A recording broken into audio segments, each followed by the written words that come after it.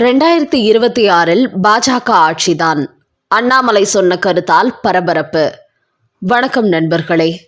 வரப்போகிற 2026 சட்டமன்ற தேர்தலில் தேசிய ஜனநாயக கூட்டணி கண்டிப்பாக வெற்றி பெறும் என்று தமிழக பாஜகவின் முன்னாள் தலைவர் அண்ணாமலை கூறி வருகிறார். அப்படி கூறுபவர் அதிமுக ஆட்சி என்று சொல்லாமல் பாஜக ஆட்சிதான் நடக்கும் என்று கூறியுள்ளார். இப்படி அண்ணாமலை கூறியிருப்பதற்கு அதிமுக தலைவர்கள் மட்டுமின்றி பாஜகவை சார்ந்த நயினார் நாகேந்திரன், தமிழிசை சவுந்தரராஜன் ஆகியோரும் எதிர்ப்பு தெரிவித்து வருகிறார்கள். ஆனால் அண்ணாமலை எதற்காக அப்படி சொல்கிறார், அதன் உள்ளர்த்தம் என்ன என்பதை இவர்களால் புரிந்து கொள்ள முடியவில்லை. எடப்பாடி பழனிசாமிக்கு ஒத்து உத வேண்டும் என்கிற எண்ணத்திலேயே இவர்கள் அண்ணாமலை செய்வதற்கு மாற்று கருத்து சொல்கிறார்கள். அதாவது அண்ணாமலையை பொறுத்தவரை கடந்த மக்களவைத் தேர்தலில் அதிமுக கூட்டணி 20% ஓட்டுகள் தான் பெற்றது. பாஜக கூட்டணி 18.5% ஓட்டுகளை பெற்றது. ஆனால் வரப்போகிற சட்டமன்ற தேர்தலில் பாஜக கூட்டணியின் வாக்கு வங்கி 25% கண்டிப்பாக உயரும் என்று சர்வே முடிவுகள் தெரிவிக்கின்றன. ஆனால் அதிமுகவின் ஓட்டு வங்கி எகிறுவதற்கு வாய்ப்பில்லை. அதிமுகவின் கணிசமான வாக்கு வங்கியை பாஜக உடைத்து விட்டதோடு நடிகர் விஜயும் அடுத்த தேர்தலில் உடைத்து விடுவார். இதனால் அதிமுகவின் வாக்கு வங்கி இன்னும் பெரிய அளவில் சரிவதற்கு வாய்ப்பு இருக்கிறது. அந்த அடிப்படையில் பார்க்கும்போது 2026 சட்டமன்ற தேர்தலில் அதிமுகவை விட பாஜக தான் அதிகப்படியான வாக்குகளை பெறும். அந்த அடிப்படையில் தான் அண்ணாமலை 2026 தமிழ்நாட்டில் பாஜக ஆட்சி என்று அடித்து சொல்கிறார். குறிப்பாக அதிமுகவை விட பாஜக அதிகப்படியான ஓட்டுகளை பெறும்போது எப்படி அதிமுக ஆட்சி நடத்த முடியும் என்பதுதான் அண்ணாமலை சொன்ன கருத்தின் உள் அர்த்தமாகும். இதை விவரமான அரசியல்வாதிகள் புரிந்து கொண்டு அமைதியாகிவிட்டார்கள். அந்த அளவுக்கு தமிழ்நாட்டில் அதிமுக என்பது நாளுக்கு நாள் கரைந்து கொண்டு வருகிறது. கடந்த மக்களவை தேர்தலை போன்று சட்டமன்ற தேர்தலில் அவர்கள் தனித்து போட்டியிட்டால் மிகப்பெரிய அளவில் மண்ணை கவ்வி விடுவார்கள். மக்களவை தேர்தலில் 5 தொகுதிகளில் பாஜகவிடமே தோற்றது அதிமுக. அதோடு 7 தொகுதிகளில் டெபாசிட் இழந்தார்கள். குறிப்பாக ஜெயலலிதா ஆட்சி காலத்தில் 35% வாக்கு வங்கி இருந்த அதிமுக 20% நோக்கி இறங்கிவிட்டது. அந்த கட்சியின் 15% வாக்குகள் காணாமல் போயிருக்கிறது.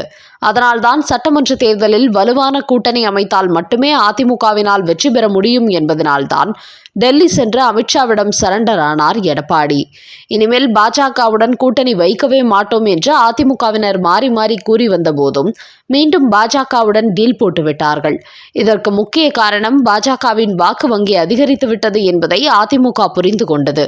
அதிலும் கொங்கு மண்டலம் அதிமுகவின் கோட்டை என்று எடப்பாடி பழனிசாமி கூறி வந்த நிலையில் அந்த கொங்கு மண்டலத்திலேயே மக்களவை தேர்தலின் போது அதிமுகவை 3வது இடத்திற்கு தள்ளி 2வது இடத்தை பிடித்தார் அண்ணாமலை. இப்படிதான் அதிமுகவின் நிலை இருந்து கொண்டிருக்கிறது. அதனால்தான் சரியான கூட்டணி கட்சி இல்லாமல் தேர்தலை சந்தித்தால் அதிமுகவின் கதை முடிந்துவிடும் என்றுதான் பாஜகவை தேடி சென்று எடப்பாடி பழனிசாமி கூட்டணி வைத்தார். அந்த அளவுக்கு தமிழ்நாட்டில் பாஜக அனைத்து ஏரியாக்களிலும் பெரிய அளவில் வளர்ந்துள்ளது. அதனால் இப்போது அமைந்துள்ள தேசிய ஜனநாயக கூட்டணி களமிறங்கினால் கண்டிப்பாக பாஜக அனைவரும் ஆச்சரியப்படும் அளவுக்கு 40 முதல் 50 தொகுதிகளில் வெற்றி பெறும். அதை அடிப்படையாக கொண்டுதான் கடந்த மக்களவைத் தேர்தலில் பாஜக எந்தெந்த தொகுதியில் கூடுதலான வாக்குகள் பெற்றதோ அந்த தொகுதிகளில் தங்களது வேட்பாளர்களை களமிறக்குகிறார்கள்.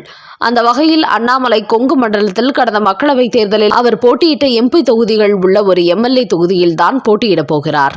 அதனால் கண்டிப்பாக சட்டமன்ற தேர்தலில் அண்ணாமலை முதன்முறையாக வெற்றி பெற்று தமிழக சட்டசபைக்குள் செல்வார் என்பது உறுதியாகி இருக்கிறது. அதிலும் ஜூன் 22 மதுரையில் நடைபெறும் முருக பக்தர்கள் மாநாடு பாஜகவுக்கு இன்னும் பெரிய அளவில் எழுச்சியை ஏற்படுத்தும் மாநாடாக அமையப் போகிறது. அதனால் ஏற்கனவே மக்களவைத் தேர்தலில் திமுகவின் 6% ஓட்டுகளை பாஜக பிடித்திருந்ததால் வரப்போகிற தேர்தலில் இன்னும் அதிகரிக்கும்.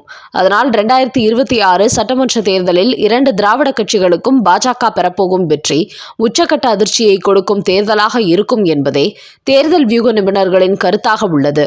அந்த வகையில் பாஜகவுக்கு கிடைக்கப் போகும் இந்த அதிகப்படியான வெற்றிதான் அவர்கள் ஆட்சி அதிகாரத்தில் பங்கு பெறுவதற்கு முக்கிய காரணமாக அமையப் போகிறது. அதை கருத்தில் கொண்டுதான் அண்ணாமலை 2026 தமிழ்நாட்டில் பாஜக ஆட்சி என்று கூறியிருக்கிறார். பாஜகவுக்கு கிடைத்துள்ள வாக்கு வங்கி மற்றும் வெற்றியை பார்த்து அதிமுகவை விட்டுக் கொடுத்துவிடும் என்பதே அனைவரது கருத்தாகவும் உள்ளது.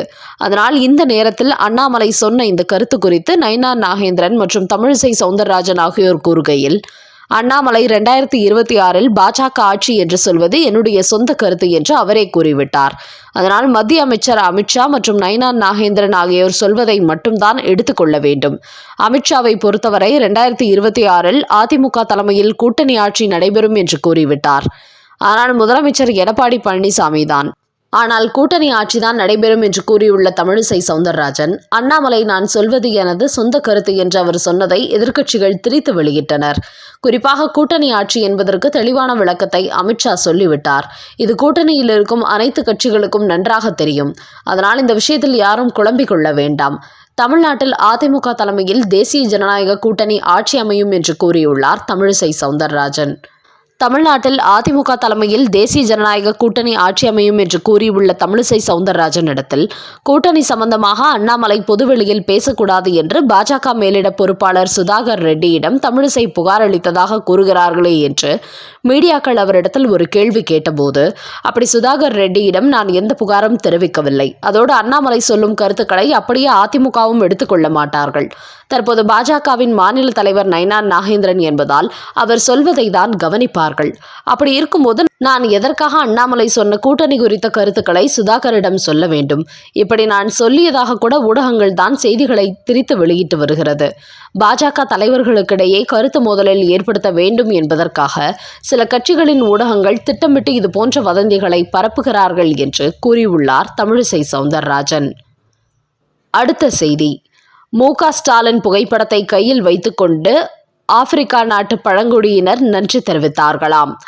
திமுக ஐடி விங் வெளியிட்ட அண்டப்புழுகு செய்தி. தமிழக முதலமைச்சர் மு.க. ஸ்டாலின் சட்டமன்ற தேர்தலுக்கு முன்பு தமிழ்நாடு மக்களுக்கு கொடுத்த முக்கியமான வாக்குறுதிகளை இப்போது வரை நிறைவேற்றவில்லை.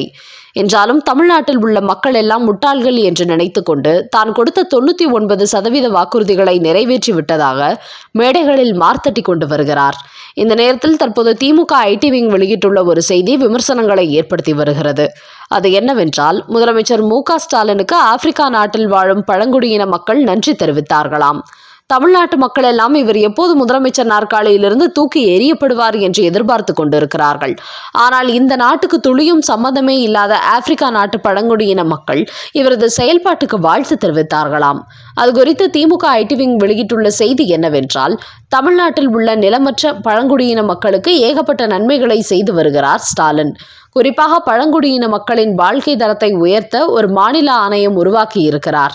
இந்த பட்டியலில் நரிக்குறவர் மற்றும் பழங்குடியினர் சேர்க்கப்பட்டுள்ளார்கள். இவர்களுக்காக கடந்த 3 ஆண்டுகளில் 175 கோடி ரூபாய் மதிப்பீட்டில் மாணவர்கள் விடுதிகளை உருவாக்கியுள்ளார்களாம். இப்படி மு.க. ஸ்டாலின் தமிழ்நாட்டில் உள்ள பழங்குடியின மக்களுக்கு செய்து வரும் நன்மைகள் ஆப்பிரிக்கா நாட்டில் வாழும் பழங்குடியின மக்களுக்கு தெரிந்துவிட்டதாம்.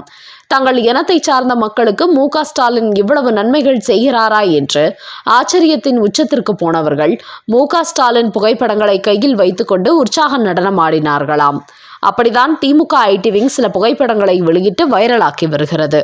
ஆனால் இப்படி தங்களுக்கு மு.க. ஸ்டாலின் நன்மை செய்திருப்பதாக தமிழ்நாட்டில் உள்ள எந்த பழங்குடியின மக்களும் அவருக்கு வாழ்த்து தெரிவிக்கவில்லை, உற்சாக நடனமும் ஆடவில்லை. நியாயப்படி இவர் யாருக்கு நன்மை செய்திருக்கிறாரோ அந்த தமிழ்நாட்டு பழங்குடியின மக்கள் தானே இவருக்கு நன்றி சொல்லியிருக்க வேண்டும். ஆனால் எங்கோ கண்கெட்டா தூரத்தில் இருக்கும் பழங்குடியின மக்கள் இவர் செய்த நன்மைகளை பாராட்டி நன்றி தெரிவித்ததாக கொஞ்சம் கூட கூச்சமே இல்லாமல் திமுக ஐடி விங் ஒரு புகைப்படத்துடன் ஒரு செய்தியை வெளியிட்டு கடுமையான விமர்சனங்கள் மட்டுமின்றி கிண்டல் கேலிக்கும் ஆளாகி வருகிறது. பயணிகளுக்கு அச்சத்தை ஏற்படுத்தும் ஏர் இந்தியா விமானங்கள்.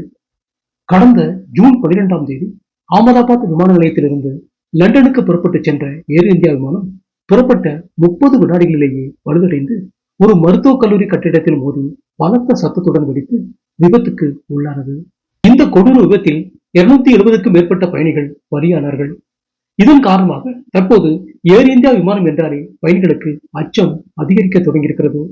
இந்த நேரத்தில் இன்று மீண்டும் அதே அகமதாபாத் விமான நிலையத்திலிருந்து 241 பயணிகளுடன் லண்டன் புறப்பட்டு சென்ற ஏர் இந்தியா விமானத்திலும் தொழில்நுட்ப கோளாறு ஏற்பட்டிருக்கிறது. இதனால் அந்த விமானத்தில் ஏற்றப்பட்ட பயணிகளை அவசர கதியில் கீழே இறக்கி அந்த விமானம் லண்டன் செல்வதையே ரத்து செய்திருக்கிறார்கள்.